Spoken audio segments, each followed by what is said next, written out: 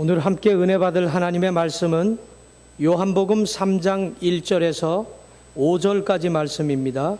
제가 가진 신약성경 145페이지입니다.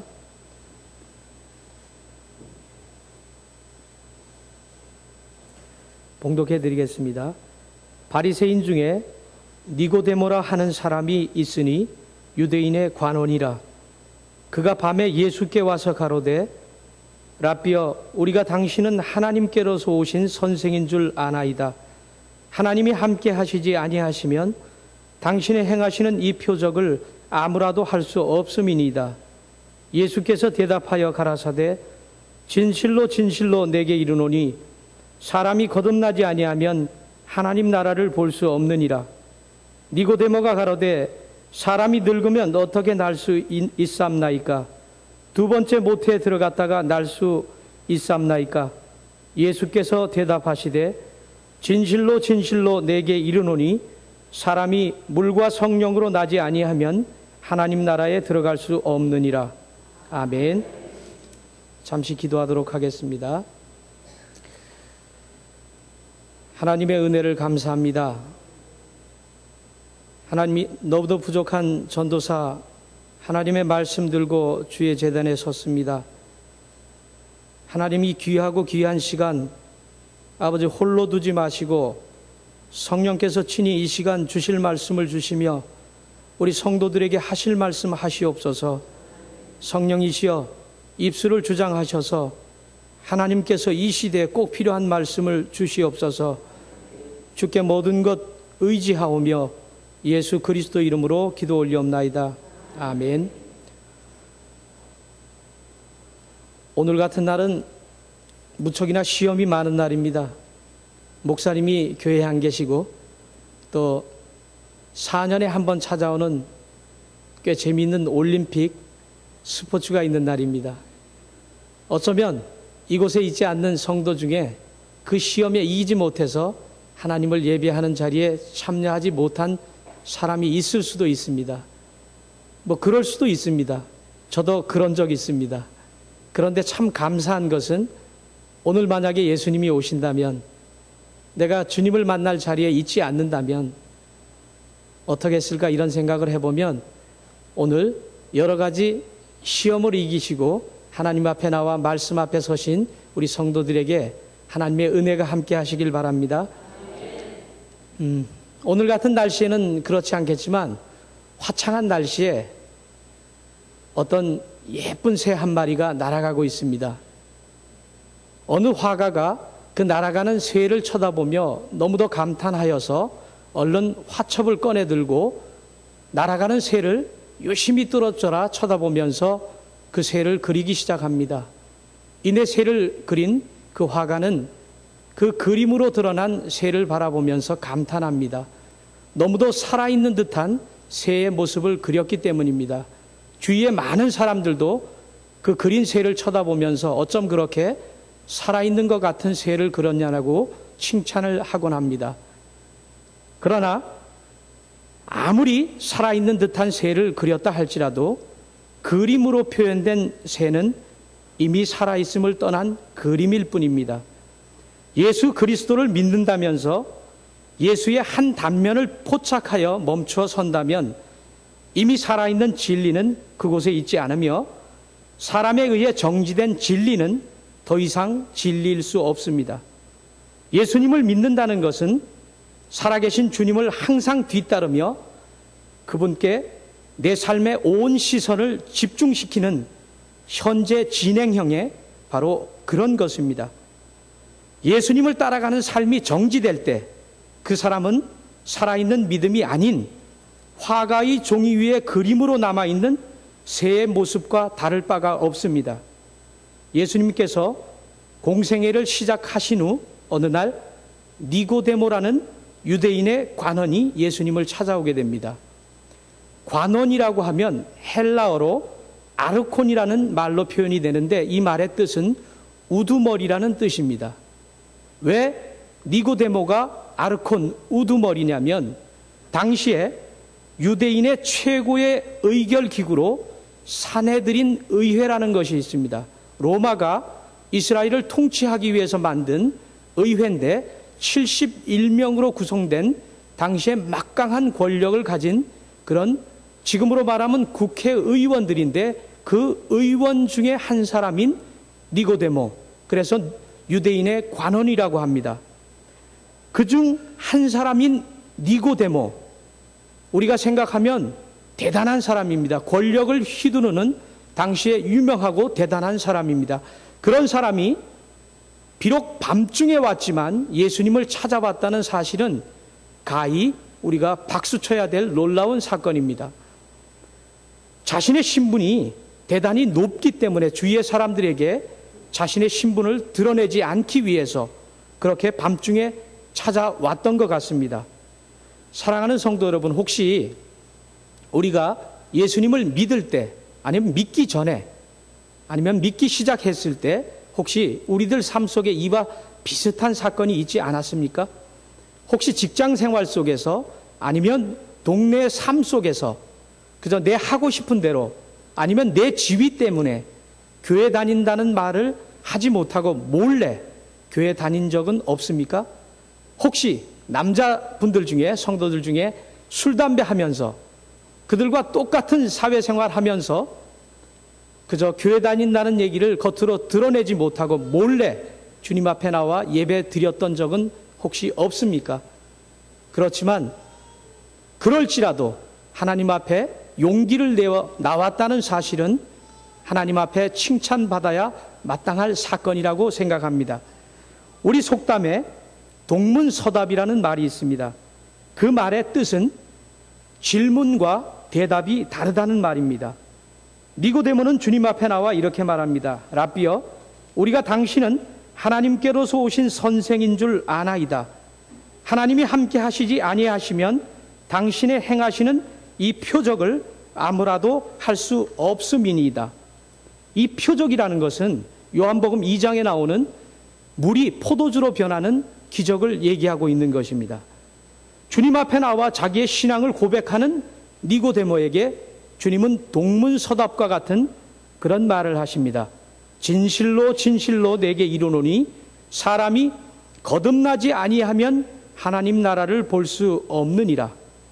도대체 예수님은 무엇 때문에 이런 대답을 하셨고 그 이유는 무엇입니까? 그 이유를 알기 위해서 니고데모가 무엇 때문에 주님을 찾아왔는지 우리는 먼저 알아야 합니다. 오늘의 2절 말씀을 보겠습니다. 그가 밤에 와서 예수께 와서 가로되 라비여, 우리가 당신은 하나님께로서 오신 선생인 줄 아나이다. 하나님이 함께 하시지 아니하시면 당신의 행하시는 이 표적을 아무라도 할 수 없음이니이다. 니고데모가 주님을 찾아와 신앙을 고백한 이유는 주님을 바로 알아보고서가 아니라 주님의 행하신 표적을 보고 왔다고 말씀하셨습니다. 저는 며칠 전에 가까운 친척으로부터 전화 한 통을 받았습니다. 대전에 있는 모 교회에서 예배 때마다 치유의 역사가 일어난다는 얘기였습니다. 그 사실을 알고 있냐고 물어보았습니다. 저는 교회에서 열심히 전도사 일을 하느라고 밖을 나가보지 않아서 그런 사실을 알지 못했습니다. 그런데 그 소문은 대전을 떠나 서울에서도 알려졌고 많은 곳에서 그런 사실을 알고 있었고 또 여기저기서 그런 예배를 구경하러 가는 건지 아니면 함께 예배하러 가는 건지 많은 사람들이 몰려든다고 하였습니다. 그리고 저도 또한 인터넷을 통해서 그 예배 광경을 여러 가지로 지켜보았습니다. 참으로 귀한 일들이 벌어졌습니다. 예배 안에서 계속적인 치유의 간증이 있었고 또 많은 사람들이 목사님의 안수 기도를 통해서 바로 그 자리에서 예를 들어 입신이라고 하는 상태로 그렇게 쓰러지곤 하였습니다. 우리 교회가 아니라고 해서 좋지 않은 눈으로 볼 것이 아니라 저는 솔직히 이런 일들이 우리 교회 안에 일어나길 바랍니다. 목사님이 기도할 때 성도들이 치유받고 환상을 보고 기적을 체험하는 이런 일들이 우리 교회에 일어나길 바랍니다. 그러나 그것이 전부가 아님을 우리는 오늘 예수님의 말씀을 통해서 알 수가 있습니다. 주님께서는 성도들이 기도할 때 여러 가지 표적을 베풀어 주시지만 주님은 그 성도들이 표적에 사로잡히는 것을 원하지 않습니다. 표적을 따르는 사람들이 표적이 있을 때는 요란스럽게 주님을 따르는 것처럼 살지만 조금 시간이 지나면 언제 그랬냐는 듯이 다시 옛 생활로 돌아가기 마련입니다. 성경 안에서 오병이어의 기적 때 그런 일이 있었습니다. 여자와 아이들을 빼놓은 상태에서 5,000명이 넘는 사람들을 예수님은 보리떡 5개와 물고기 2마리로 먹이셨습니다. 세상 천지에 그런 기적을 볼 수 있는 기회는 더 이상 없습니다. 그러나 그 많은 군중들, 혹시 모르지만 성경 안에 찾아보건대 많은 군중들은 그 이후에 자기의 삶으로 돌아갔습니다. 그리고 출애굽의 여정 속에서도 동일한 비슷한 일을 우리가 봅니다. 얼마나 많은 기적을 하나님께서 광야의 땅에서 보여주셨습니까?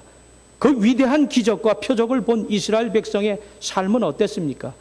그 기적을 봤다고 그들이 목숨 걸고 주님을 따라갔습니까? 하나님의 말씀을 따라갔습니까? 그들은 광야에서 모두 죽었습니다. 그들처럼 표적을 보고 주님을 고백한 니고데모에게 주님의 대답은 동문서답이 아닌 참 빛이었고 진리의 말씀이었습니다. 진실로 진실로 내게 이르노니 사람이 거듭나지 아니하면 하나님 나라를 볼 수 없느니라. 오직 거듭난 사람만이 어떤 상황이나 순간에도 주님과 동행할 수 있는 것입니다. 거듭난다는 것은 결코 선언이나 구호에 지나지 않는 것이 아닙니다. 거듭난다는 것은 신학적인 용어로 성화라고 얘기하는데, 이 거듭난다는 말의 헬라어는 팔링 게네시아라고 합니다.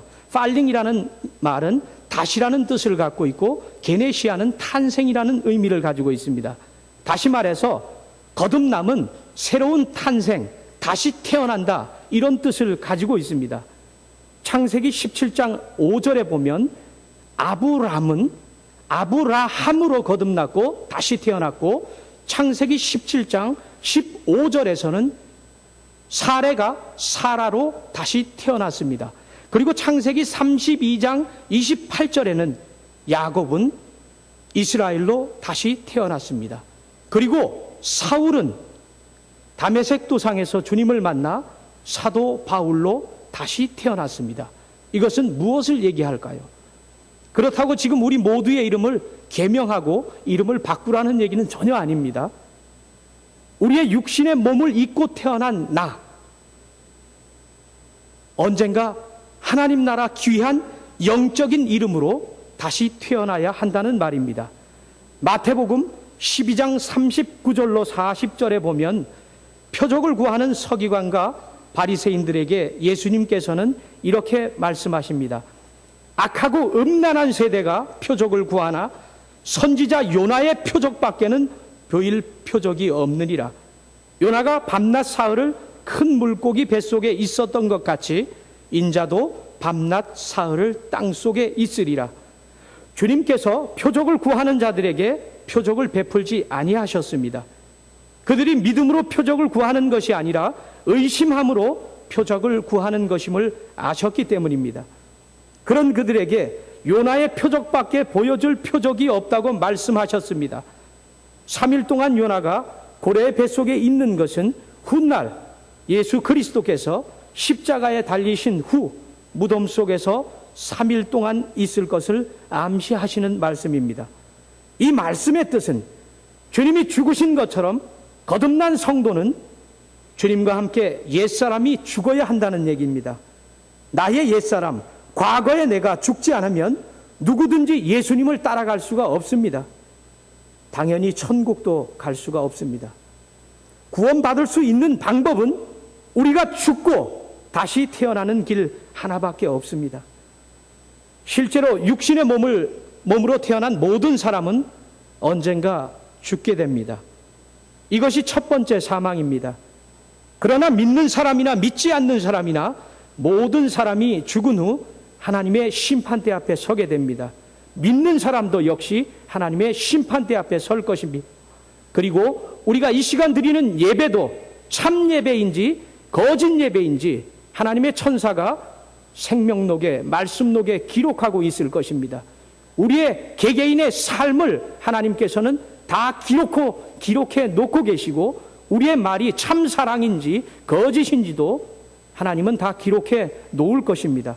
계시록 20장 6절에 보면 첫째 부활에 참여하는 자들은 복이 있고 거룩하도다. 둘째 사망이 그들을 다스리는 권세가 없고 도리어 그들이 하나님과 그리스도의 제사장이 되어 1000년 동안 그리스도로 더불어 왕노릇하리라, 이렇게 적혀 있습니다. 첫 번째 부활에 참여한다는 것은 육신의 정욕에 살아가던 옛사람이 주님 안에서 죽고, 그리고 부활하신 주님 안에서 영생을 얻는다는 말입니다. 진정으로 거듭난 사람이란 오직 하나님 나라를 추구하는 사람입니다. 매 순간 예수 그리스도에게 시선이 집중되어 있는 사람입니다. 그리고 그의 삶 속에서 주님의 사랑을 느낄 수 있는 사람입니다. 한국이 낳은 세계적인 지휘자 정명훈 씨를 우리는 잘 알고 있습니다. 그는 자신이 음악인으로 살아가는 이유를 이렇게 말했다고 합니다. 사람마다 자기의 마음속에 있는 것을 표현하는 방법을 가지고 있는데 나의 경우에는 음악이 가장 편하기 때문입니다. 마음속에 있는 것을 음악으로 가장 잘 표현할 수 있다는 것은 그의 마음속에 들어있는 것이 음악이라는 말입니다. 거듭난 크리스천이란 마음속에 주님을 모신 자이며, 거듭난 크리스천은 오직 사랑으로 말을 합니다. 그 이유는 주님은 사랑이시기 때문입니다. 요한일서 4장 7절로 8절 보면 사랑하는 자들아 우리가 서로 사랑하자. 사랑은 하나님께 속한 것이니 사랑하는 자마다 하나님께로서 나서 하나님을 알고 사랑하지 아니하는 자는 하나님을 알지 못하나니 이는 하나님은 사랑이심이라. 한국 시민권을 얻었다는 것과 한국 사람이다라는 말은 전혀 다른 말입니다. 한국 시민권을 얻었다고 해서 그가 한국 사람처럼 똑같이, 아니 비슷하게 살 수 있을지 모르지만 진정한 한국 사람은 한국인의 피가 흘러야 합니다. 그 피가 그가 한국 사람임을 증명합니다. 참된 크리스천이란 말은 그리스도의 피가 우리의 몸속에 흐르고 있다는 말이고, 그 사람의 삶이 예수님처럼 살아가고 있다는 말입니다. 그 사람은 이제 자기를 위해 살지 않습니다. 그렇다면 우리가 어떻게 거듭날 수 있습니까? 우리를 대신해서 물어보는 니고데모에게 주님은 이렇게 말씀하십니다. 진실로 진실로 내게 이르노니 사람이 물과 성령으로 나지 아니하면 하나님 나라에 들어갈 수 없느니라. 다시 한번 읽어드립니다. 진실로 진실로 내게 이르노니 사람이 물과 성령으로 나지 아니하면 하나님 나라에 들어갈 수 없느니라. 주님께서 제시하신 거듭난 삶의 길은 물과 성령입니다. 물은 세례를 말하는 것이고, 이 말씀은 세상에 노예된 애굽의 삶에서 해방된 상태를 말합니다. 사도 바울은 로마서 6장에서 세례를 그리스도와의 연합이라고 했습니다. 즉 세례는 십자가에 못 박혀 돌아가신 주님과 연합하여 옛사람이 죽고 그리스도의 부활과 연합하여 그리스도 안에서 새 생명으로 다시 태어나는 것입니다. 자신을 죽이고 주님만을 위해 살겠다는 결단의 의식인 것입니다. 사랑하는 성도 여러분, 진심으로 우리가 그렇게 살고 있습니까? 진심으로 우리가 그렇게 살았습니까? 그러나 그것이 다가 아닙니다. 하나님은 물과 성령으로라고 말씀하셨습니다. 이 말의 뜻은 성령께서 친히 우리의 삶을 인도하셔야 한다는 말입니다. 우리의 결단과 의지만으로는 결코 거듭난 삶을 살 수 없다는 말입니다. 위로부터 임하시는 성령이 임하지 않고서는 하나님 나라를 볼 수 없습니다. 우리가 교회에 오래 나왔다고 할지라도, 성경을 수십 번 읽었다 할지라도, 기도를 하루도 빼놓지 않고 했다고 할지라도 거듭나지 않고는, 성령이 임하지 않고서는, 하나님 앞에 성령께서 우리를 증거하지 아니하시면 우리는 하나님 나라를 볼 수가 없고 천국에 갈 수가 없습니다. 위로부터 내려오는 성령은 아무에게나 주어지는 것이 아닙니다. 그렇게 살려고 결단하고 그런 의지가 있는 사람에게 값없이 주시는 하나님의 선물임을 기억하셔야 할 것입니다. 주님의 제자들도 예수님의 공생의 기간에 주님을 따라다니며 여러 가지 기적을 체험했습니다. 그리고 또 기적과 같은 일들을 때로는 그들도 했습니다. 그러나 주님이 십자가에 못 박혀 돌아가시고 부활하시기 전에 그들은 뿔뿔이 흩어져 자기의 살 길로 흩어집니다. 그리고 이제 죽으신 예수님을 허탄해하면서 이제 먹고 사는 곳으로 흩어집니다. 그들이 그렇게 많은 기적을 체험했음에도 불구하고 주님을 쫓아 삶을 살았음에도 불구하고 성령 받지 않은 제자들은 역시나 자기의 삶으로 갈 수밖에 없었습니다. 그러나 부활하신 예수님, 다시 살아나신 예수님께서 마가다락방에서 성령의 임하심을 기다리라는 명령을 받고 그들이 전무하며 기도할 때 하나님의 성령이 그들 가운데 임하셨을 때 그들은 그들의 목숨을 하나님 앞에 모두 내어줄 수 있는 그런 삶으로 살았던 것입니다. 성령님의 도우심 속에 거하지 않는다면 어느 누구라도 결탄코 하나님 나라에 들어갈 수 없습니다. 오늘 읽지 않은 성경 요한복음 3장 6절과 7절에 이런 말씀이 있습니다. 육으로 난 것은 육이요 성령으로 난 것은 영이니 내가 내게 거듭나야 하겠다는 말을 기이 여기지 말라. 우리가 육신으로 태어난 것은 육신으로 태어난 것이고 이제 그 육신으로 태어난 내가 성도들이 성령으로 다시 태어나야 한다. 그것을 기이 여기지 말라. 아까도 말씀드렸지만 유대인의 관원 니고데모라고 한다면 적어도 성경은 수백 번 이 당시 성경으로 얘기한다면 구약 성경을 얘기하는데 말씀대로 살려고 하는 바리새인이요 참으로 귀한 사람입니다. 그에게 성령으로 나야 된다고 말씀하시고 거듭나야 된다고 말씀하셨는데 그 이유를 알지 못하고 그것을 기이 여기지 말라고 얘기했다면 우리는 이 사실을 알고 있고 그는 몰랐단 말입니까? 우리가 사실은 성경 읽을 때 당연히 믿어야 하지만 이제 우리가 성숙했다면 왜 주님께서 이런 말씀을 하셨을까? 우리는 갸우뚱하면서 다시 성경을 쳐다봐야 할 것입니다. 많이 읽었다고 자랑할 것이 아니라 깊숙이 주님 안에서 다시 묵상하면서 그 말씀 안에서 다시 주님을 생각해야 할 것입니다. 사랑하는 성도 여러분, 지금 내가 쥐고 있는 것이 무엇입니까? 지금 우리의 기도 제목이 무엇입니까? 우리가 겪고 있는 고통이 무엇입니까? 이루고 싶은 꿈이 무엇입니까? 이루고 싶은 비전이 무엇입니까? 혹시 우리가 놓지 않고 쥐고 있는 것이 우리의 영원한 생명을 갉아먹고 있지 않습니까?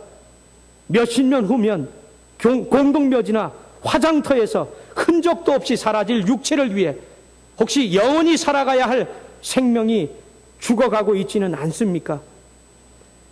거듭나지 아니하면